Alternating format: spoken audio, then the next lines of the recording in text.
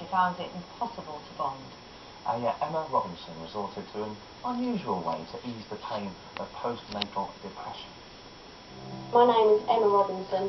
8 years ago when my baby was born, I didn't bond with him. I didn't realise until, I'd say a year later, that I was actually suffering from postnatal depression, quite severely actually. It took me a while, but eventually me and Logan did bond, but I just felt I'd missed out on the first 6 to 12 months of his life. I actually stumbled across reborns and decided that I needed one. I needed one to not replace Logan, but to just help me through the time that I'd missed with him. I had a quick look online on all the sites that I could find, but not one doll looked anything like Logan.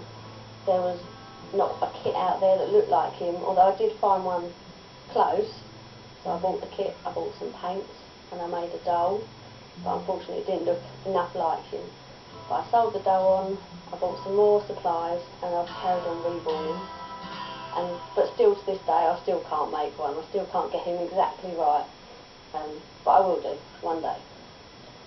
I think it helps, it's a comfort thing, reborns, just holding them, they feel like real babies, you feel like you're holding an actual baby, and it is just a comfort thing, even just to look at them and stroke the hair, it's a comfort. Well, there you go, Emma is with doll in question. Kate's got one by her side as well, and Linda Papadopoulos, a psychologist, is with us as well. This is quite an interesting story.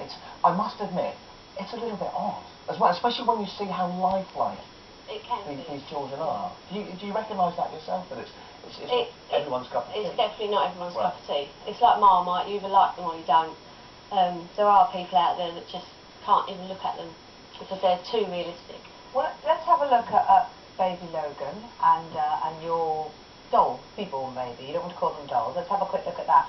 I mean, it was an unusual way for you to overcome your feelings of loss of that time when you were very depressed. Why do you think it worked for you? Well, I'm quite artistic anyway.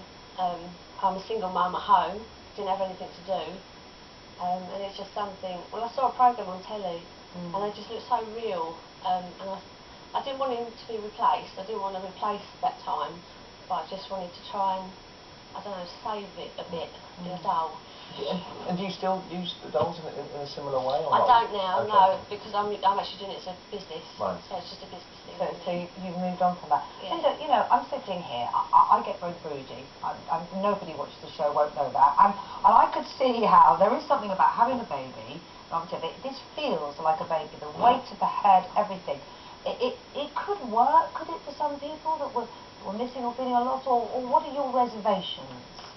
I think no one wants to go through feelings of loss, so we try and avoid, and I think this is a method of avoiding. Now in the short term, that helps, perhaps in the short term, but actually unless you literally sit down and face those feelings of loss, so, you know, and for you the loss was, you know, I wasn't able to bond or whatever else, unless you're able to face that and then actually rebuild a relationship around that, then, you know, eventually the solution becomes the problem. So these things help you avoid to the point that you're not facing the real issue. And my worry is that there's a feeling of the time we have a baby. Everyone has an idea of what that's going to be like. Exactly. And very often, so part of the cause of postnatal depression is that you have those slightly fairy tale notions, and when they don't live up to the reality, it can cause problems. And in the meantime, your son is growing up, and he's there, and he's real. Yes, I mean, we're fine now, absolutely fine. I mean, I would say it was only 6 months to a year that I wasn't really into Logan as a baby, but it did kick in. I mean, I did get the motherly instinct eventually, and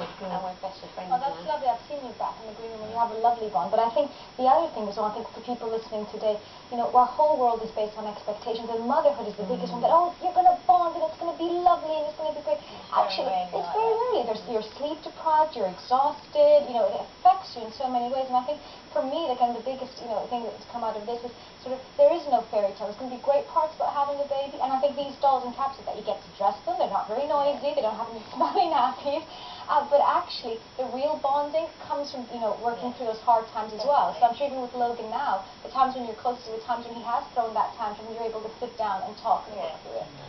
Some of them are asleep all the time as well, which is an extra bonus, obviously. We call these sleepers, yes, please stay asleep. How does Logan feel about the dolls? At the moment, he's really not they're dolls to him at the end of the day. When I first got them, he used to kiss the kit hello and kiss the baby goodbye. Okay. When he was baby, when he was smaller, but now he's a boy. Doesn't do dolls. 8-year-old boys don't do dolls, as you say, yeah. No, well, look, it's very interesting to hear your take, and I'm so glad that you've moved on from that sad period in your life. That's great. It'd be lovely to know what you think about it at home as well. It's an interesting one, isn't it? Well, there you go. You're gonna have to. Let me help you with that, Kate. Okay. The baby will have It's to almost go like back. think, oh, what about the head? Don't let the head flop. I It don't. does work. It does work. Thank you Now, very much, both. thank you very much indeed. Still to come here on Daybreak. We'll have Strictly Come Dancing star Chelsea Healy and